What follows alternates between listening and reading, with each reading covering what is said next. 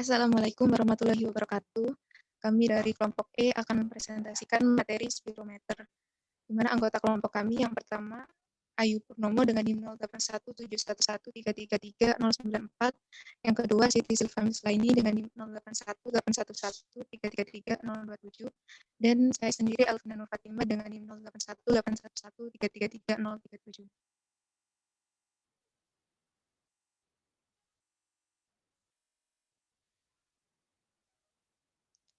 Pengertian spirometer. Spirometri adalah tes untuk mengukur seberapa baik kerja paru-paru dengan mesin spirometer. Itu sebabnya pemeriksaan ini juga disebut sebagai tes fungsi paru. Spirometer bekerja dengan memperhitungkan kapasitas paru-paru yang dilihat dari seberapa banyak udara yang masuk dan keluar, serta kecepatan nafas yang dimiliki.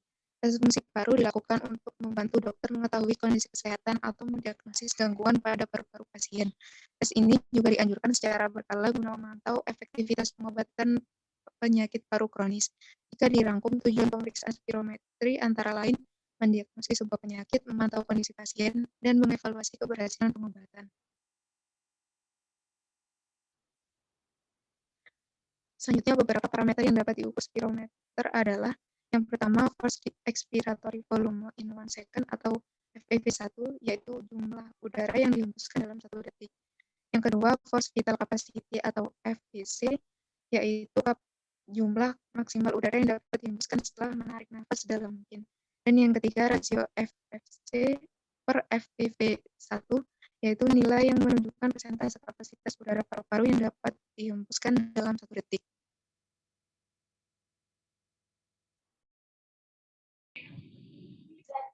Oke, selanjutnya saya akan menjelaskan slide berikutnya. Jadi dengan beberapa parameter di atas, itu pemeriksaan fungsi paru itu dapat dideteksi dengan adanya 2 jenis gangguan pernapasan sebagai berikut.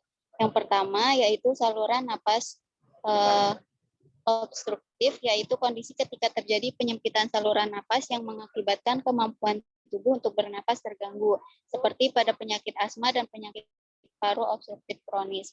Kemudian yang kedua itu penyakit saluran napas restriktif, yaitu kondisi berkurangnya kemampuan paru-paru untuk mengembang dan menahan sejumlah udara di dalam paru-paru, seperti pada kondisi perubahan jaringan paru-paru menjadi jaringan parut atau fibrosis paru. Next. Terdapat berbagai jenis spirometer, yang menggunakan berbagai metode untuk mengukur aliran udara dan volume, seperti meteran air, ultrasonik, dan tekanan transducer. Spirometer biasa dapat menghasilkan 2 jenis grafik, yaitu kurva volume waktu dengan waktu dalam detik di sumbu X dan volume dalam liter di sumbu Y. Kemudian ada lingkaran aliran volume yang direpresentasikan berupa grafis dari total volume yang terhirup atau yang terhembus pada sumbu X dan tingkat aliran udara pada sumbu Y. Next. Kemudian cara kerja spirometer atau spirometri. Jadi beragam cara spirometer dapat dilakukan bergantung pada jenis peralatan yang digunakan. Namun untuk tes PPC, pasien biasanya diminta untuk menarik napas sedalam mungkin. Napas ini kemudian akan dihembuskan secara paksa ke dalam corong mesin spirometer yang dilengkapi dengan sensor yang dapat mengukur volume udara yang dihirup dan dihembuskan. Pasien akan diminta menghembuskan napas ke sensor dalam waktu 6 detik. Kemudian dokter akan meminta pasien untuk menghirup udara dengan cepat untuk mengetahui keberadaan dan menilai sejauh mana obstruksi saluran napas bagian atas. Kemudian ada juga beberapa mesin spirometer yang membutuhkan pasien untuk menghirup udara pelan-pelan dan menghembuskan napas ke dalam sensor untuk mengukur volume tidal. Beberapa dokter menggunakan klip penutup hidung yang terbuat dari bahan yang lembut dan lentur untuk mencegah udara keluar melalui hidung pasien. Mesin juga dapat dilengkapi dengan corong khusus untuk menyaring napas pasien dan mencegah mikroorganisme menyebar. Next.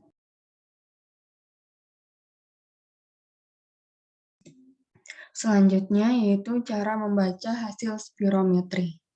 Hasil pemeriksaan spirometri normal dan abnormal akan muncul dalam bentuk grafik. Ada 2 parameter utama yang diukur dalam hasil grafik tersebut, yaitu force vital capacity atau FVC dan force expiratory volume in 1 second atau FEV1. Keduanya menunjukkan menentukan beberapa persen kapasitas udara pada paru-paru dalam 1 detik. Yang pertama, FVC adalah volume udara terbesar yang dapat dihembuskan setelah menarik napas dalam mungkin.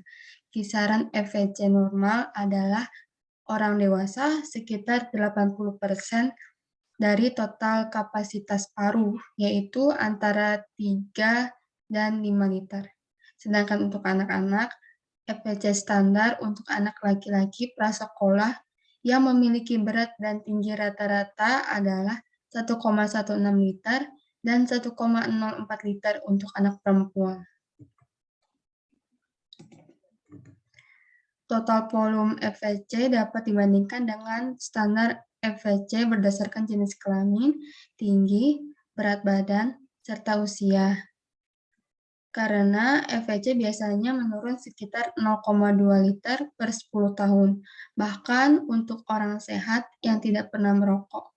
Hasil FVC pada spirometri yang lebih rendah dibandingkan angka normal mengindikasikan adanya gangguan pernapasan jenis restriksi. Bagi pasien yang tengah menjalani pengobatan, FVC juga dapat dibandingkan dengan nilai FVC sebelumnya untuk menentukan apakah kondisi paru pasien yang sedang diobati membaik atau malah memburuk. Yang kedua, forced expiratory volume in 1 second. Sesuai dengan namanya, FEV1 adalah volume udara terbesar yang dapat dihembuskan pasien dalam 1 detik. Nilai tersebut biasanya direpresentasikan sebagai rasio atau perbandingan terhadap FVC. Rasio FEV1 dibagi FVC yang normal adalah orang dewasa 70 hingga 80% atau lebih tinggi, sedangkan untuk anak-anak 80% atau lebih tinggi. Rasio FEV1 per FVC lebih rendah dari angka normal dapat membantu dokter mengidentifikasi apakah pasien mengalami kondisi paru obstruktif seperti pada PPOK atau restriktif seperti pada fibrosis paru. Gangguan pernapasan restriktif dapat membatasi asupan udara sehingga volumenya bisa berkurang, tapi tidak memengaruhi kekuatan pernapasan. Sebaliknya, penyakit paru obstruktif membuat seseorang sulit bernapas sehingga memengaruhi kekuatan pernapasan, tetapi tidak serta-merta mengubah volume udara.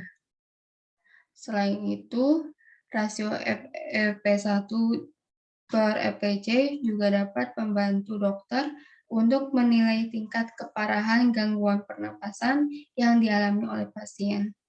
Keparahan kondisi paru yang abnormal dari hasil spirometri dikelompokkan menjadi 3.